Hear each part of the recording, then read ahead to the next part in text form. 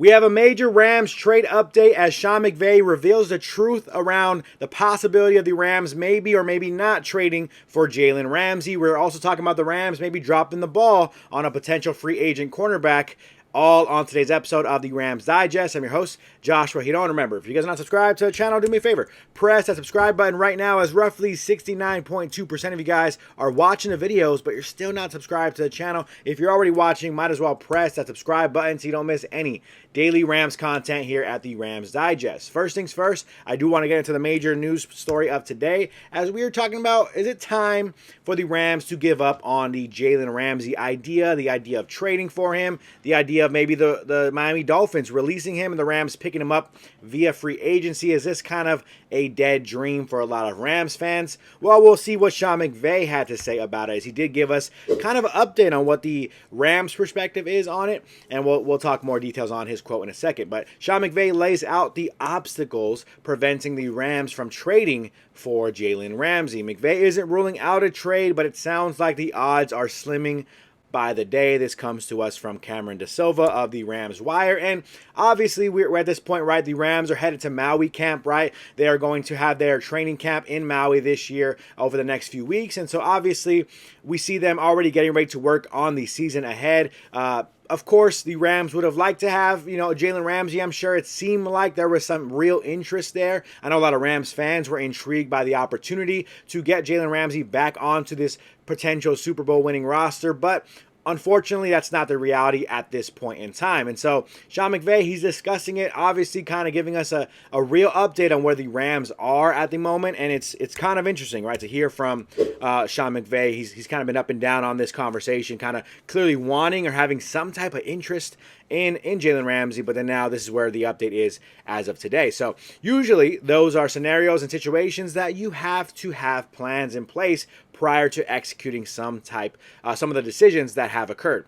Definitely don't want to rule out anything, because we're always open-minded to onboarding and acquiring quality players and people like him if we're able to do that, but there would be some obstacles that are real, that are in place, or of maybe preventing that from occurring. Sorry for misreading that for a second. But essentially, Sean McVay is coming out and saying there's obstacles there, right? There's real issues and obstacles in terms of us going and getting Jalen Ramsey. Maybe we kind of want him. Maybe we want a guy like him, whether it's the person like him or the player like him. Sorry if my video is lagging a little bit, by the way. Hopefully the audio is fine. But yeah, so obviously the Rams are interested in bringing in a guy like Jalen Ramsey. McVay has made that known. He's saying, hey, look, we're not shying away from wanting a player like Jalen Ramsey. However, there are real obstacles in place right now that are stopping us from realistically going after him. And especially when it comes to the trade market, right? When you're talking about trading for Jalen Ramsey, I think that is where the real issues lie,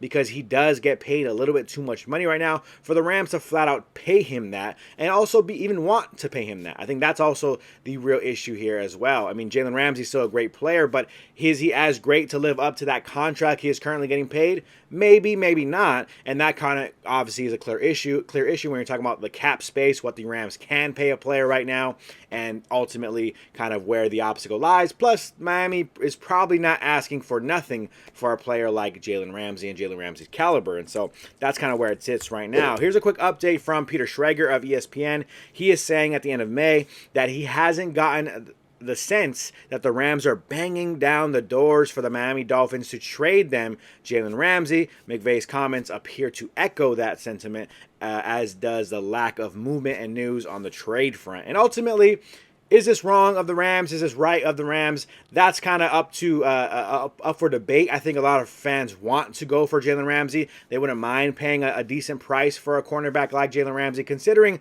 what the Rams have in their cornerback room at this point in time, right? Sean McVay can say over and over again that he's happy and okay and comfortable with the guys in the room right now. But I think the reality is there could be an improvement of talent in the cornerback room. No offense to anybody who's in that room. But Jalen Ramsey could, even at this point in his career, potentially be one of, if not your best corner in the room if you added him now.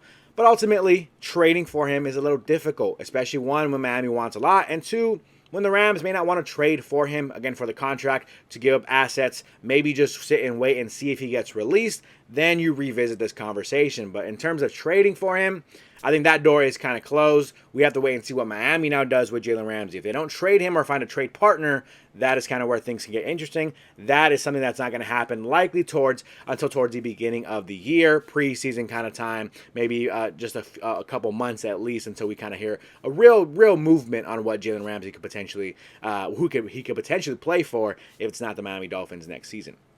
Let me know how you guys feel about Jalen Ramsey. Do you still want him? Do you still want the Rams to be interested, especially if he gets released? Let me know how you guys feel about all of that in the comments down below. But kind of seeming like it's going to simmer down right now in terms of Jalen Ramsey news updates. Moving on from that, speaking of cornerback and someone the Rams could have added, I think the Rams may have missed out on an opportunity to add another talented cornerback to this defensive back room in general, as unfortunately this morning we got news that Jaire Alexander, the kind of one of the remaining top free agents available out there in the NFL, as he was recently released by the Packers, he has officially signed with the Baltimore Ravens. Adam Schefter here tweeting it this morning. Baltimore Ravens have now signed former Packers cornerback Jaire Alexander. And from my perspective, personally, I feel like this is one name I think the Rams really should have looked into. It didn't really seem like there was ever really much rumors or connecting Jaire Alexander with the Rams. It actually seemed like it was the opposite. It seemed like the Rams were not really interested at all. And Jaire Alexander, obviously, clearly not interested in going towards the Baltimore route. Overall, I don't really know what you want to say about how good of a player Jaire Alexander is at this point in time. I know he had some off-the-field issues or just issues in general with the Packers organization, but ultimately, I think he's still a good player. I think he could potentially be one of, if not the best cornerbacks in your room if you added him tomorrow. And that is kind of why I'm a little disappointed the Rams missed out on an opportunity to bring in a pretty talented, still pretty young, I think he's 28 years old, talented cornerback in Jaire Alexander to their roster. I feel like it's a missed opportunity. Not really something I'm too angry about necessarily, but somewhere I think, look, the Rams are trying to win a Super Bowl. Bring in any veteran, talented player that you can, in my opinion, especially if you're going to get them at a discount. And the details on Jaire Alexander's contract, I mean, kind of make me even more frustrated, right? Here is a full story coming from Ian Rappaport of the Ravens signing former Pro Bowl cornerback Jaire Alexander to a one-year, $4 million deal with a chance to make $2 million more with reachable incentives based on playing time. So, overall, if he plays his best, if he plays the maximum amount of playing time that he's agreed to with the Baltimore Ravens, well, Jaire Alexander at most will get paid $6 million. Looking at the Rams cap space available right now, they look like they have about $21.8 million to spend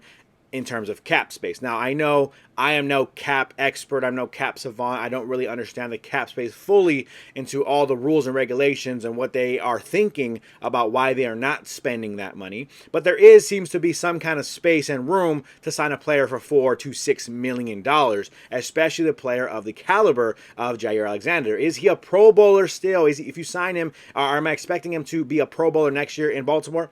Probably not, but if you're the Baltimore Ravens, if you're a Ravens fan, you have him playing alongside or across from Marlon Humphrey, for example. You have obviously Kyle Hamilton in that defensive back room as well. Some other great safeties and defensive backs in general. I think if you're a Baltimore Ravens fan, you're pretty excited about bringing in a former Pro Bowl player, a veteran player who's still under the age of 30. Bringing him in for just $6 million doesn't really hurt your team, I think. And that is kind of where I have a little bit of frustration with the situation in general. Now, I trust the Rams. I trust Les Snead. I trust Sean McVay. And I also think the one key piece here that we're missing when it comes to these players, adding them, not adding them, is the Rams really heavily seem to care about the type of person the players are. Now, of course, I'm not saying Jaire Alexander is not the type of person the Rams want to go get, but they did seem to not really have much interest in him. And so I think the Rams do focus on the type of person a player is, and that could factor into however they see them, whatever they heard, whatever they know about Jaire Alexander, maybe that turned them away from signing a player like him. I would be fine just signing him either way, but of course the culture the Rams have, the family, the Ramley, if you will, that the Rams have within the organization seems to be very important to the team building overall. When you look at across the whole roster of the type of guys they have on the roster, I think there is something like that to be considered. But ultimately, the Rams, Sean McVay has made it work with some interesting characters, I think, in the past as well. So kind of interesting to see them pass up on this opportunity to get Jair Alexander. But hey, I'm going to trust the process and see what the Rams look like this upcoming season. If we see cornerback issues throughout the year and they didn't add Ramsey and they missed out on Alexander and Alexander balls out and Ramsey gets traded or signed somewhere else and balls out, that's going to be disappointing if the Rams are seeing issues during the regular season with their cornerback room. But we'll have to wait and see on that. Moving on from that, last but not least, my favorite part of the episode, Trivia of the Day, where I ask a trivia question. You give your trivia guesses down below in the comment section. Whether you're right, whether you're wrong, we give you a shout out on the next episode. If you missed last episode's Trivia of the Day, don't worry about it. We'll bring this question to you guys here, as last episode's Trivia of the Day was this question. Which MLB team selected both John Elway and Dan Marino in the 1979 amateur draft? This is Trivia of the Day number 77. Very interesting one, right? MLB teams always kind of seem to be selecting and wasting draft picks, if you will, on football players because obviously they're talented baseball players, but ultimately never end up playing baseball. Which MLB team selected both John Elway and Dan Marino? We had some multiple choice options for you guys, as the multiple choice options were here. Was it A, the New York Yankees? Was it B, the Kansas City Royals? Was it C, the Pittsburgh Pirates? Or was it D, the Los Angeles Dodgers? We had a few of you guys play along at home with the Trivia of the Day. Here were the trivia guesses from the last episode that I was on a couple days ago. We had Blake saying, I know the Yankees drafted that way. Tim says, I'm guessing the Spankies. Thomas says KC Royals. The Real J Will says New York Yankees. Boo this team. A Glider says I'm guessing KC. And Floyd says the Kansas City Royals, ? Again, which MLB team selected both John Elway and Dan Marino in the 1979 amateur draft? The multiple choice options were A, the Yankees, B, the Kansas City Royals, C, the Pittsburgh Pirates, or D, the Los Angeles Dodgers. The correct answer, I'm surprised nobody gets the Dodgers, by the way, but I guess if you really are truly knowing the history of the Dodgers, maybe you guys know that this never happened for the Dodgers. But the correct answer was not the Yankees, it was the Kansas City Royals. They drafted both John Elway and Dan Marino, who obviously never played baseball for the Kansas City Royals. Appreciate all of you guys for guessing along, whether you got it right or whether you got it wrong. If you want to shout out just like these folks here on the next episode that I'm on of the Rams Digest, go ahead and play along with today's Trivia of the Day, which is this question here. Today's Trivia of the Day. Which team was held scoreless in a Super Bowl? Trivia of the Day number 78. Again, which team was held scoreless? 0 points, not touchdownless, scoreless. They didn't score at all in a Super Bowl game. Which team in NFL history did this? Was it A, the Miami Dolphins? Was it B, the Dallas Cowboys? Was it C, the Buffalo Bills? Or was it D, no one has ever been scoreless in a Super Bowl?